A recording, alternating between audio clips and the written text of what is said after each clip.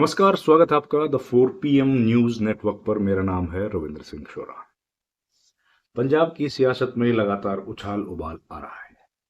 एक तरफ जहां बीजेपी की पॉलिटिक्स देख रहे हैं कि पार्टी के भीतर कई स्वर उत्पन्न हो रहे हैं सतलज को लेकर। सतलज जो फिल्म है, रवनीत सिंह बिट्टू ने कहा कि जो आंकड़ा दिया गया है जसवंत सिंह खालड़ा की तरफ से 25,000 लोगों के गायब होने का, वो ऑथेंटिक नहीं है। तो उस पर पलटवार करते हुए उन्हीं की पार्टी के बड़े नेता इकबाल सिंह लालपुरा ने कह दिया कि भैया आप अपनी औकात में रहिए। बिट्टू को कह दिया कि औकात में रहो, stay with in your limits. बताइए, केंद्रीय मंत्री को औकात बता दी। अब रवनीत सिंह बिट्टू तो बड़े आए थे लाव लश्कर के साथ, गाजे बाजे के साथ कि भैया हम तो आएंगे और चीफ मिनिस्टर बन ही जाएंगे बीजेपी में। उधर औकातें बता जा रही है उनकी। इकबाल सिंह लालपुरा आप जानते ही हैं कि पार्लियामेंट्री बोर्ड के सदस्य हैं बीजेपी के, जो 11 सदस्य इस वक्त हैं पार्लियामेंट्री बोर्ड में। सबसे बड़ा डिसीजन मेकिंग बॉडी है बीजेपी की। तो उसमें प्रधानमंत्री मोदी, अमित शाह और इकबाल सिंह लालपुरा उसमें है। तो बड़े नेता हैं।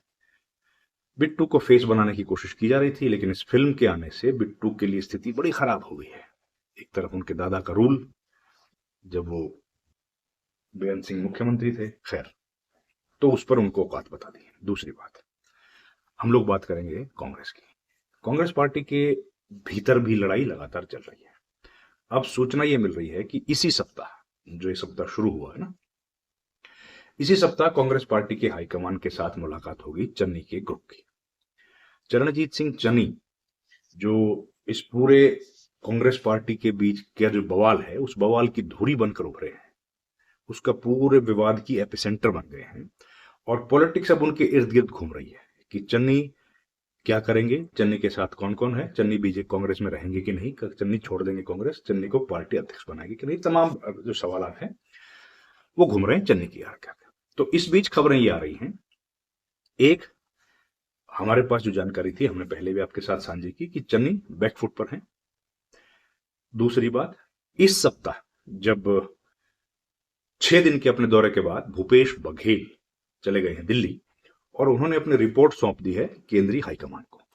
अब राहुल गांधी तो हैं विदेश के दौरे पर, लौटेंगे 17 तारीख को, इसी महीने के जुलाई, 17 जुलाई को राहुल गांधी का कार्यक्रम है देहरादून में। छात्रों की गूंज कार्यक्रम चल रहा है ना, तो उस कार्यक्रम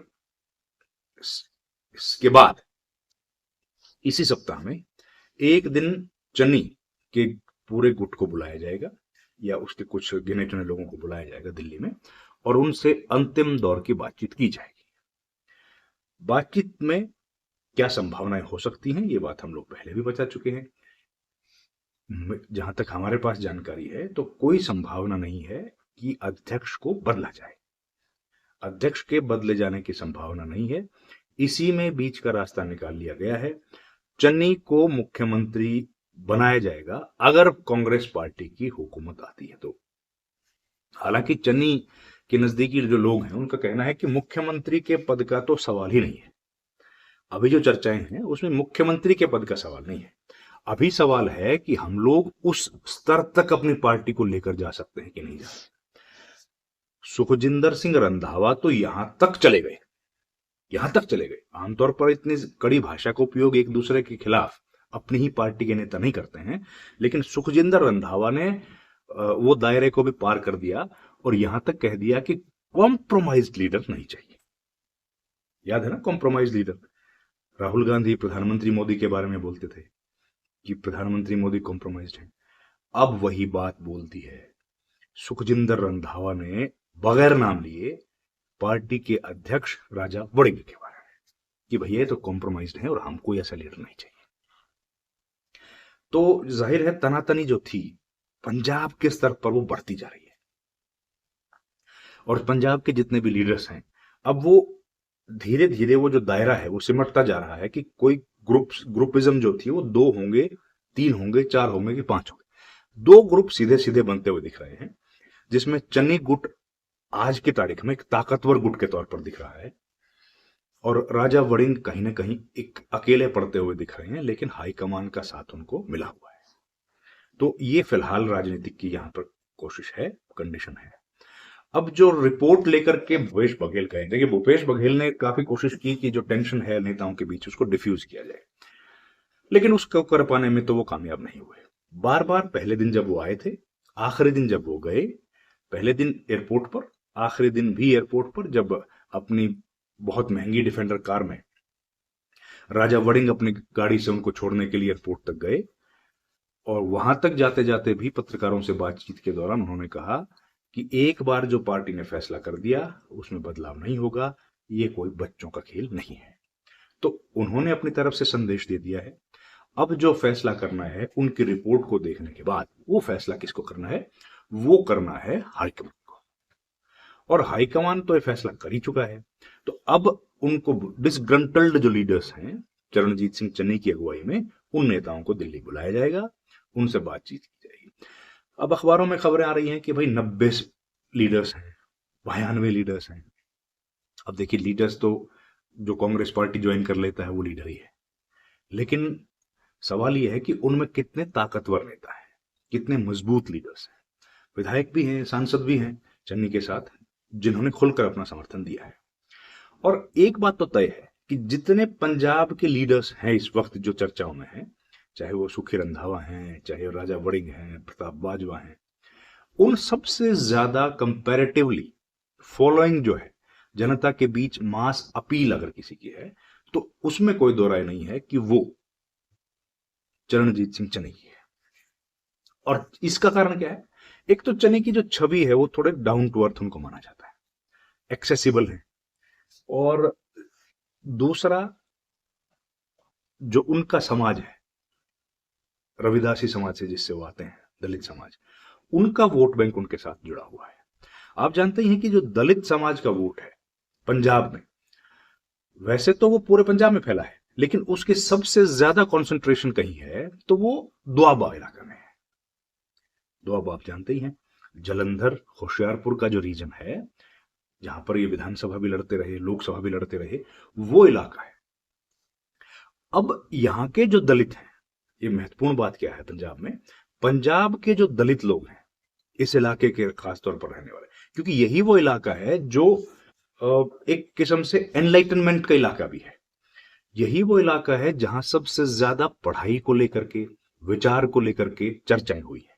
यही वो इलाका है जहां सबसे ज्यादा अखबार शुरू हुए, आजादी के दौर में भी शुरू हुई, उसके बाद भी अखबारों का भी ये केंद्र रहा है। और भी बड़ी बात कि जिस दौर में भीमराव अंबेडकर, डॉक्टर भीमराव अंबेडकर पूरे देश में घूम घूम कर प्रचार कर रहे थे कि जातिवाद खत्म होना चाहिए आजादी से पहले, उस वक्त जब वो महाराष्ट्र में अपना काम कर रहे थे, नागपुर के इलाके में, दीक्षा भूमि और उस इलाके में, तो नागपुर के बाद अगर उनका सबसे बड़ा कैंपेन कहीं चला दूसरे नंबर पर, तो पंजाब है। पंजाब का यही इलाका, यहां उनको बुलाया गया था। एक उस वक्त जो एक संस्था थी, जात पात तोड़ो मंडल, उस संस्था ने इनको बुलाया था। और जो किताब आपने जरूर पढ़ी होगी, एनिहिलेशन ऑफ कास्ट, वो किताब भी इसी के संदर्भ में लिखी गई किताब। तो इस इलाके में जो दलित समाज है वो बहुत अवेयर समाज रहा है और अपने अख्तियारों के लिए, अपने अधिकारों के लिए लड़ता रहा है। देश के बाकी इलाकों के दलितों के मुकाबले में दूसरा, फिर इस इलाके से विदेश बहुत लोग गए। विदेश जाने के बाद समाज थोड़ा धनी भी हो गया, और अब उस समाज को रिप्रेजेंट करते हैं चरणजीत सिंह चन्नी। दूसरी बात ये देखने को आई, और ये बड़ी सुखद मुझे व्यक्तिगत तौर पर लगी, कि चन्नी दलित लीडर हैं, लेकिन दलित लीडर को गैर दलित लोगों ने भी, नेताओं ने भी अपना नेता मान लिया। ये बड़ी बात है। जो पंजाब जिसको कहा जाता है कि जट सिख लीडर्स की डोमिनेशन रहती है हर पॉलिटिकल पार्टी में, उस राजनीतिक दल में अगर एक दलित लीडर है और उसके पीछे सब नेताओं ने अपना वेट डाल दिया कि हमारा लीडर कौन होगा, एक दलित नेता चरणजीत सिंह चन्नी, उनके पीछे ब्राह्मण हो, बनिया हो, जट सिख हो, तमाम समाज के लोग जुड़ जाएं, तो ये देखने में कम से कम सुखद अनुभूति होती है। अब फैसला पार्टी जो भी करे वो अलग बात है, लेकिन चन्नी का इतना बड़ा कद बढ़ा है, ये एक काफी अच्छी चीज है कि एक डाउन ट्रॉडन सोसाइटी का व्यक्ति और आज जातियों के बंधनों को तोड़कर कम से कम वो समाज के हर वर्ग को अपने साथ खड़ा करने में कामयाब होता हुआ दिख रहा है। अब जो हाईकमान है कांग्रेस का, वो इस बात को कितना अहमियत देता है, क्योंकि ये बात तो तय मानी जा रही है कि अगर सरकार आई तो चन्नी को मुख्यमंत्री बनाया जाएगा। लेकिन चन्नी ग्रुप का कहना है कि अगर उनको रवड़िंग को नहीं हटाया गया तो सरकार बने ऐसी स्थिति ही नहीं बनने वाली है। तो ये द्वंद्व फंसा हुआ है। चन्नी सॉफ्ट पड़े हैं, लेकिन अपने समर्थकों की वजह से उनको एग्रेशन दिखाना पड़ेगा। देखते हैं राहुल गांधी लौटेंगे, इस सप्ताह में मुलाकात होगी, बाकी डिटेल्स लेकर आपके सामने हाजिर होंगे। इस वीडियो में इतना ही। आपका बहुत बहुत धन्यवाद। Thank you very much. नमस्कार।